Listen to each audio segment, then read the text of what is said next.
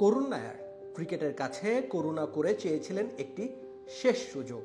সেই সুযোগ তাকে ক্রিকেট দিয়েছে বটে, আর তিনি তাতেই দেখিয়েছেন চমক। টেস্ট খেলোয়াড়ের তকমা গায়ে লেপ্টে রয়েছে তার, সে কারণেই ইন্ডিয়ান প্রিমিয়ার লিগেও তিনি ছিলেন উপেক্ষিত।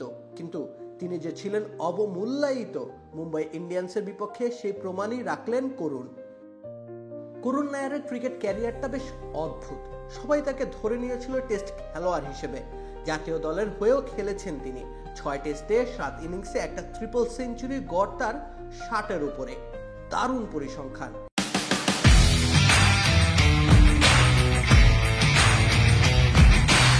যে কেউ বলবে এই ছেলে জাত টেস্ট ব্যাটার, কিন্তু কোনো এক অজানা কারণে আর কখনোই তার টেস্ট দলের সুযোগ মেলেনি। টেস্ট ব্যাটার তকমায় আইপিএলও সুযোগ মেলে না তার। গত 5 মৌসুমে ম্যাচ খেলেছেন মোটে 8টি। শেষ 2 মৌসুমে তো কোনো প্রকার সুযোগই মেলেনি তার। এমনকি এবারের আসরের জন্য তিনি দিল্লির প্রথম পছন্দের তালিকায় ছিলেন না। নিলামের শেষ বেলায় স্কোয়াড পূরণ করতেই তাকে দলে নেয় দিল্লি ক্যাপিটালস।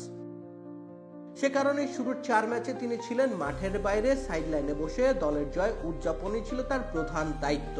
তবে এক প্রকার বাধ্য হয়েই তাকে একাদশে সুযোগ দেয় দিল্লি ক্যাপিটালস। ফাফ ডু প্লেসিসের অসুস্থতায় করুণের রাস্তা খুলে দেয়। যদিও বদলি খেলোয়াড় হিসেবে এসেছিল তার সেই সুযোগ, আর এবারের সুযোগেই কেল্লা ফতে দেখিয়েছেন তিনি মুন্সিয়ানা। ব্যাটের প্রতিটা আঘাতে তিনি যেন চিৎকার করে বললেন, মশাই আমি স্রেফ টেস্ট ব্যাটার নই, টি-20টাও খেলতে জানি সমান তালে।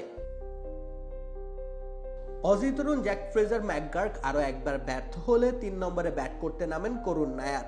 মোটে 40টি বল খেলেছেন তিনি। এর মধ্যে তার স্ট্রাইক রেট প্রায় 223 ছুঁই। 12টি 4 আর 5টি ছক্কায় সাজিয়েছেন নিজেকে প্রমাণের ইনিংসটি। দিন শেষে তার ব্যাট থেকে রান এসেছে 89টি। অল্পের জন্য সেঞ্চুরি মিসের আক্ষেপ তার নিশ্চয়ই রয়েছে, কিন্তু তবুও স্বস্তি, একটা লাইফলাইন তো পাওয়া গেল শেষমেশ। রাকিব হোসেন রুম্মান, খেলা 71।